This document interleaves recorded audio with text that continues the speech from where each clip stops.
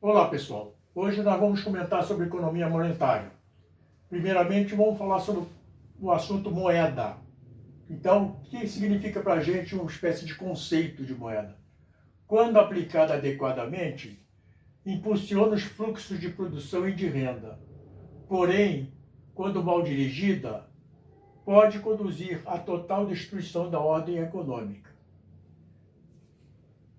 O segundo tópico é os principais tipos de moeda. Primeiramente surgiu o escambo. Escambo significa troca ou permuta. Escambo foi o primitivo sistema de troca. As trocas eram feitas de acordo com a necessidade das pessoas. Não havia, assim, um valor simbólico que determinasse a troca. Um exemplo típico, a pessoa podia trocar uma moeda, uma joia, uma coisa de maior valor por uma coisa supérflua, mas ele precisava daquela coisa supérflua. Então não havia uma condição que simbolizasse o valor da troca, e sim a necessidade de troca. O segundo caso, mercadoria e moedas. Já foi um processo mais perfeito do que o próprio sistema primitivo. Qual foi o sistema primitivo? O escambo. Porque nesse processo de mercadorias e moeda, foi um processo bastante imperfeito, mas foi mais eficiente do que o escambo. Por quê? Já se determinava a procedência e a qualidade do produto. Então já era um valor mais viável, havia essa qualidade. Vamos nos lembrar, no tempos idos e vividos, na Inglaterra, qual era a produção, a força? A força era uma cana-de-açúcar, era o açúcar. Na China, a seda. Na Índia, especiarias. O que acontecia? Nesses locais, a matéria-prima tinha maior qualidade, então um preço maior. Perfeito, gente? Com a continuidade dos tipos de moeda, veio o metalismo, isto é, os metais, o ouro, a prata, o zinco. Então, nós vamos comentar agora sobre o metalismo. Existem provas documentais que o cobre, o bronze, o zinco, o estanho, a prata e o ouro foram largamente aplicadas e empregadas na antiguidade. A partir do século XVIII, com essa influência do metalismo, surgiu o padrão paralelo. Esse padrão paralelo também foi chamado bimetalismo. O que ocorria? Pelo poder dos dois tipos de metais, ouro e prata, que eram mais eficientes que os outros, havia uma condição de que a força do ouro era superior à força da prata. Então havia uma relação 1 por 15. Uma moeda de ouro ficaria valendo 15 moedas de prata. Por isso que surgiu o padrão paralelo. Nós podemos chamar também bimetalismo, por quê? Bimetalismo que eram dois tipos de metais, ouro e prata. Com a sequência do metalismo veio a moeda papel, certificado, emitido mediante lastro metálico integral, onde surgiu os primeiros embriões bancários, os fiéis depositários. Eu vou explicar não só moeda papel, como papel moeda, para fazer um acontecimento com relação aos dois casos, para vocês entenderem melhor. Então, como eu falei, moeda papel foi certificado e emitido mediante lastro metálico integral. Surgindo daí os fiéis depositários, pessoas de confiança, de fidelidade, que formaram aí o primeiro embrião bancário, que eu vou explicar para vocês. Tem uma diferença, moeda papel e papel moeda. Papel moeda ou moeda fidedigna, fidelidade, moeda fiduciária. Notas bancárias emitidas por operação de crédito sem lastro metálico. Não existia lastro metálico. Aqui, no moeda papel, existe lastro metálico integral. Por quê? Porque a pessoa se deslocava de um povoado para o outro e tinha que ir lidar com os saquinhos de moeda de ouro ou de prata. A dificuldade de se deslocar era difícil, né? E então o que aconteceu? Cada ponto que ele chegava, cada povoado, existia uma pessoa que tomava conta dessas moedas ouro ou prata, e entregava a ele uma garantia de vale, dizendo que ele depositou ali ou ou moeda de prata ou moeda de ouro para fazer a relação 1 por 15. O que acontecia, gente? Daí surgiu essas pessoas como fiéis depositários. Então aí surgiu o crédito, os juros, as comissões, partindo daí o primeiro embrião bancário, os fiéis depositários. Mas a partir do papel moeda, já não se colocava mais a pessoa se deslocando com os saquinhos de moedas de ouro e de prata para botar lá e dar um vale. Já não havia essa necessidade, porque ele já dava, além desse vale, já dava um comprovante, além desse vale, e um crédito que ele ganhava por deixar guardado lá para fazer as transações futuras. Então, foi papel moeda ou moeda fiduciária. Já não havia o lastro metálico integral, porque ele já não botava o saquinho com moeda do lado, já podia transacionar e andar com um bilhetinho como comprovante de que botou aquele valor. Então, daí surgiu as notas bancárias emitidas por aposição de crédito, já sem lastro metálico integral, como havia numa moeda papel. Ficou claro para vocês, gente? Isso daí é a história da moeda, dando uma sequência lógica até chegar à moeda escritural. A moeda escritural, dentro da nossa realidade do dia a dia hoje, está desaparecendo. São os cheques, mas foi se usado muito, né? Aplicado muito. Mas são as moedas escriturais, também chamada ou denominada notas bancárias. Na sequência, nós temos a nossa realidade hoje dentro do país, moeda no moderno sistema econômico. Dentro do nosso país, nós temos duas divisões.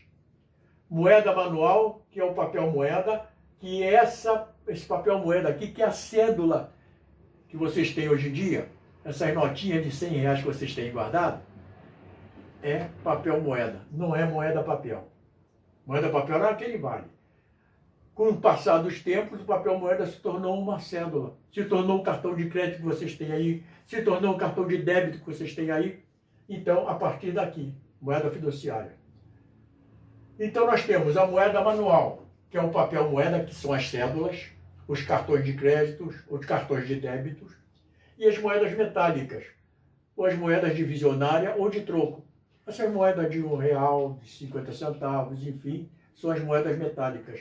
Então, a divisão do nosso contexto econômico em relação à moeda é a moeda manual, que é a papel moeda e moedas metálicas, que pode ser divisionária ou de troco, e a moeda escritural, que ainda está sendo cheque, mas está com a tendência de desaparecer. Deixei uma observação aqui para vocês, falando sobre a moeda.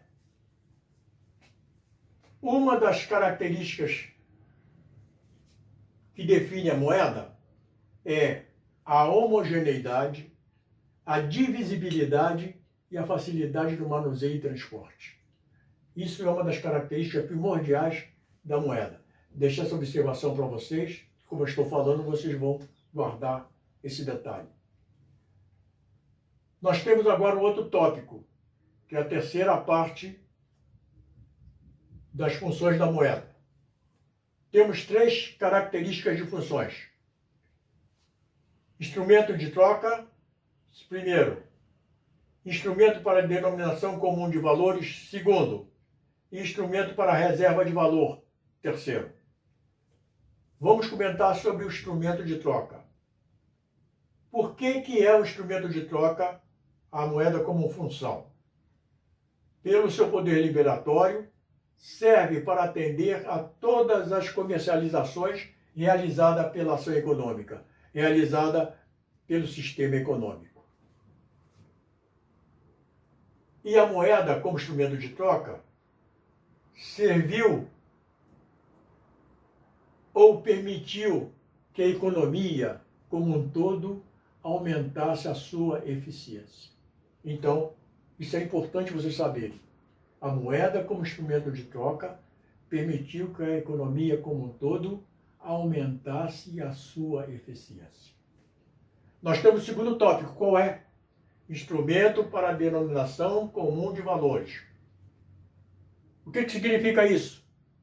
Possibilita que sejam expressas em unidades monetárias os valores de todos os bens e serviços produzidos pelo nosso compartimento econômico.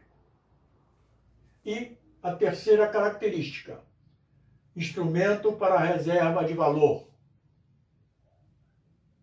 Por constituir um elo, uma ligação entre o passado, o presente e o futuro. Pois além de caracterizar uma condição de liquidez, também os seus detentores, aqueles que possuem essa moeda, podem reservá-la para possível aplicação. Não precisa guardar, pode deixar aí para aplicação ou jogar numa poupança ou num investimento qualquer com relação a isso. Dito isso, nós vamos posteriormente dar a última parte de relação à economia monetária, falando sobre os valores específicos da economia em si. Meus jovens, finalizando a economia monetária, vamos falar sobre o conceito de meios de pagamento. O conceito de meio de pagamento diz o seguinte: a oferta da moeda também é chamada de meios de pagamento. Se eu num testezinho a vocês perguntar ou numa prova, o que seja, a procura ou demanda significa meio de pagamento? Negativo, porque é a oferta, a venda, o oferecimento de alguma coisa que é também chamado meio de pagamento. Vocês vão pagar alguma coisa, vocês têm um meio de pagamento. Agora, vocês vão oferecer esse pagamento como banco em relação a você que são clientes. O banco é uma oferta de moeda e vocês são aquisitores, vão, né, ter essa condição de demanda ou procura. Então não esqueçam nunca, o meio de pagamento é chamado de oferta. Uma oferta é também chamada meio de pagamento. Dando continuidade, os meios de pagamentos constituem o total da moeda à disposição do setor privado. Esses meios de pagamento, em seu conceito, como a moeda de liquidez imediata, que não tem condições de render juros, são chamados de M1, a sigla M maiúsculo 1. O que significa M1? M1 significa moeda em poder do público mais depósitos à vista nos bancos comerciais. Os meios de pagamento no conceito M1 também são chamados de ativos ou haveres monetários. Os demais ativos que não rendem juros são chamados de ativos ou haveres não monetários. E, finalmente, o tópico final, quase moeda, ativo que tem alta liquidez e que rende juros. Exemplos típicos: 2. Títulos públicos e caderneta de poupança. Então, aqui está apresentado o assunto abordado como economia monetária. Mas vou deixar uma coisa para vocês, como estamos finalizando praticamente a matéria. Vocês têm que ser persistentes. Então, quero deixar aqui um chamamento para vocês e quero agradecer a gentileza da atenção por terem me aturado nesse período todo. Mas vejam bem, anotem uma coisa que eu vou deixar para vocês. Não há distância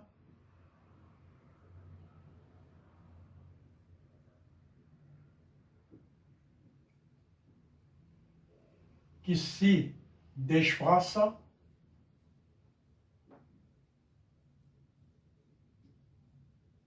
diante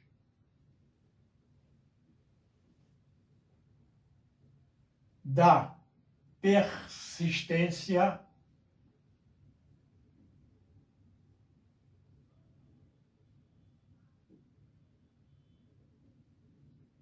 da